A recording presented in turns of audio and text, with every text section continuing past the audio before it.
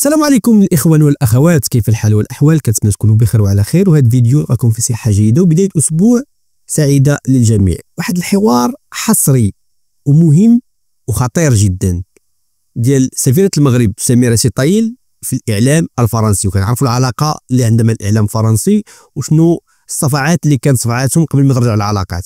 المهم الحوار طويل، قسمته 4 أجزاء غنزلهم تباعا، جزئين في هذه القناة وجزئين في القناه الاخرى راه كاينه في الوصف، بيكادور غتلقاوها في الوصف. في هذا الجزء الاول تكلمت على كواليس اعاده العلاقات مع فرنسا وشكون الناس اللي دخلوا فيها وكيفاش الامور بدات، وبحال قلتي بدات بحال قلتي كترجع الدفء ديال الحوارات ديالها، ولكن دائما مركزه على الكاريزما ديالها، كيفاش كتكلم وكيفاش كتعامل مع الاعلام الفرنسي. نخليك تشوف هذا المقطع الاول، الجزء الاول. ما تنساش تنضم للقناه الاحتياطيه كاينه في الوصف، غنزل فيها الاجزاء الاخرى. للقاء في فيديو اخر ان شاء الله. تهلا.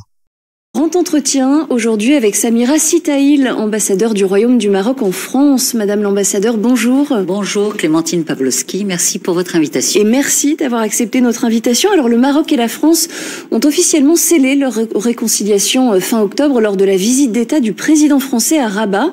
Emmanuel Macron a été accueilli avec tous les honneurs par le roi Mohamed VI, notamment après avoir reconnu la souveraineté marocaine sur le Sahara occidental. On va évidemment en parler. On reviendra également sur les engagements pris de part et d'autre en matière de lutte contre l'immigration clandestine. Et puis cette émission sera l'occasion de préciser la position du Maroc sur certains dossiers internationaux, en particulier la guerre au Proche-Orient. Mais d'abord, place à notre instantané.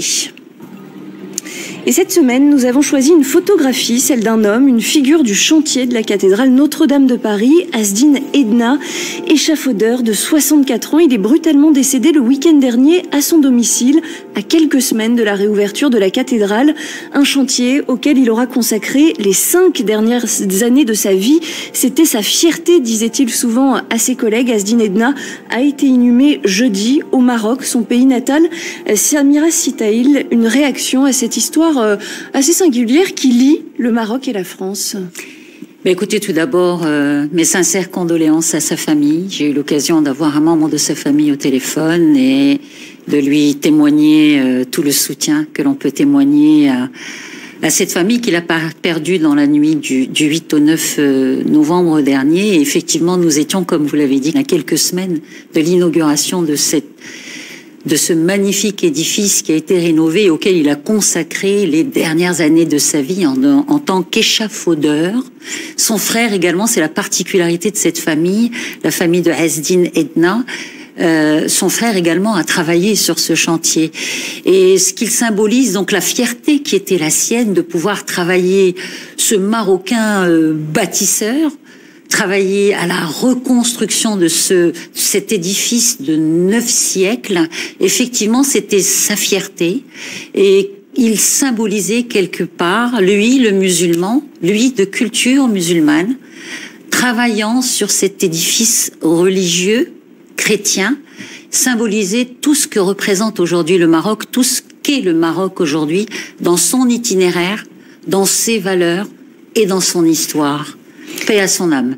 Et alors, il faut quand même rappeler que le Maroc, après l'incendie de Notre-Dame, a justement décidé d'apporter une contribution financière pour la restauration de la cathédrale. C'était en 2019. Pourquoi cet engagement du Maroc? Alors, écoutez, vous savez, c'était à quelques semaines après la visite du pape François au Maroc, et c'est Sa Majesté Mohamed VI, commandeur des croyants, qui a décidé d'octroyer cette aide à la reconstruction de cet édifice. Et je le vous disais, c'est un acte très symbolique qui transcende toutes les différences sur le plan culturel, sur le plan cultuel, et qui symbolise également ce que nous sommes, la diversité qui est la nôtre, les croyances qui sont les nôtres, et cette solidarité qui nous a unis à travers cet acte de soutien du souverain marocain qui a donc fait une donation d'1 million d'euros. Combien? d'1 million d'euros. 1 million d'euros. À l'archevêque, qui a été remise à l'archevêque de Paris. Alors sur le plan diplomatique, à présent, les relations entre la France et le Maroc en sont, on peut le dire, un tournant décisif. La visite d'État du président français à Rabat fin octobre a permis de sceller officiellement ce rapprochement, ce réchauffement. Après plusieurs années de crispation, c'est le focus d'intervention. Samira Sitaïl, quel rôle avez-vous joué dans ce rapprochement ? Écoutez, c'est en tant qu'ambassadeur, donc j'ai joué mon rôle de représentante du Royaume du Maroc en France, bien évidemment, où nous avons travaillé, je dirais, avec mon homologue Christophe Lecourtier, qui se trouve à Rabat, et bien d'autres personnes, à ce que ce rapprochement, la volonté des deux chefs d'État puisse être concrétisée, et ce dans les meilleurs délais. La volonté de Sa Majesté le roi Mohamed VI et la volonté du président Emmanuel Macron de tourner la page sur un certain nombre de malentendus qui ont pu secouer, en tout cas atteindre nos relations ces dernières années. Un petit peu plus que des malentendus. Il y a eu un certain nombre de sujets. Maintenant, on peut revenir sur chacun d'entre eux si vous le souhaitez. Mais il y a un certain nombre de sujets, de part et d'autre, qui ont obscurci nos relations.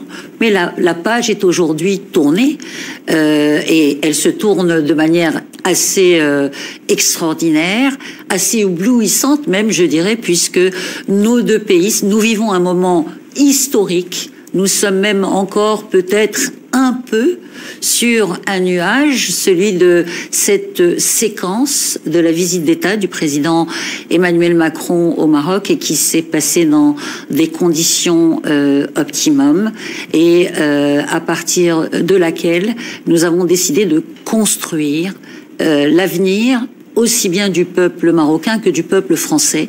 Donc ce partenariat d'exception rénové dont parlait il y a quelques minutes le président de la République. Alors le site Africa Intelligence affirme que vous avez su utiliser vos connexions parisiennes pour les mettre au service justement de cette détente franco-marocaine, c'est vrai ? Écoutez, je pense pas qu'il être là pour parler de moi. Je dirais que non, mais vous avez joué un rôle. C'est intéressant de l'évoquer. Oui, j'ai joué un rôle comme d'autres personnes. Encore une fois, ont joué ce rôle. Et des intellectuels. Il y a eu des diplomates, des hommes politiques, des cercles de. Lesquels ?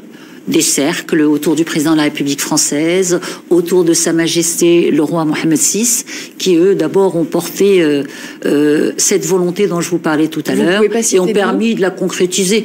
Je ne sais pas si ça représente un intérêt parce que vous savez, à partir du moment où vous citez un nom, deux noms, trois noms, vous prenez le risque d'en oublier un ou d'appuyer sur l'un et de ne pas suffisamment valoriser l'autre. Moi, je dirais qu'il y a des bonnes volontés qui se sont exprimées de part et d'autre et qui ont chacune d'entre elles contribué à ce que ce rapprochement puisse se faire et à ce que ces retrouvailles, cette grande amitié entre nos deux pays puisse retrouver cet éclat aujourd'hui. Alors j'ai bien compris que vous ne souhaitiez pas parler de vous. Quand même un mot, parce que vous avez, il faut le rappeler, une carrière de journaliste. Vous avez été directrice de l'information de la chaîne 2M, puis communicante. Est-ce que le fait d'avoir eu ce parcours journalistique et communicationnel avant d'entrer dans la diplomatie fait de vous aujourd'hui une diplomate qui a une approche peut-être un peu différente de vos homologues ? Peut-être. Peut-être que mon parcours en France également a pu peser dans la balance. Je suis née en France, à Bourg-la-Reine, dans le 92.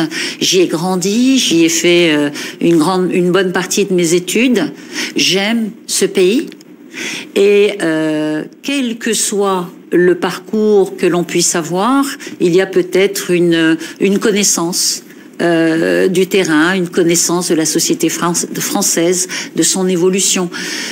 Que sais-je ? Mais le fait est qu'il y a un certain nombre d'ingrédients qui ont été réunis et je n'insisterai jamais assez, je le répète, sur d'abord cette volonté au plus haut niveau de nos deux États de remettre en selle cette relation, de mettre le curseur ailleurs, là où il n'a peut-être jamais été mis pour obtenir les résultats que nous avons réussi à obtenir aujourd'hui. Donc, c'est vraiment d'abord de la satisfaction C'est une diplomatie de part et d'autre, en France et au Maroc, qui a travaillé en faveur de On a bien compris qu'il y avait un enthousiasme, effectivement, des deux côtés quand même. Le 30 juillet dernier, le président Emmanuel Macron a franchi un cap. On peut dire qu'on a assisté à un tournant diplomatique. Il a adressé une lettre au roi Mohamed VI. C'est une lettre dans laquelle il reconnaît la souveraineté du Maroc sur le Sahara occidental. Cette lettre, ça a été le déclic, c'est le geste que le Maroc attendait de la France. Il y a une décision d'un chef d'État français, aujourd'hui, qui consiste à rétablir une vérité. Enfin, jusqu'à présent, la position de la France était... Allez-y. La France n'a jamais été en opposition avec le Maroc sur la question du Sahara. Lorsque nous avons mis sur la table en 2007 le plan d'autonomie comme plan de règlement pour la question du Sahara, la France a été le premier pays à soutenir le Maroc dans sa démarche. Il n'y a jamais eu d'opposition. Il y avait une reconnaissance de cette souveraineté, un appui de la France à la souveraineté marocaine, qui n'avait jamais été exprimé. Le chef de l'État l'exprime en ces termes. Qui n'avait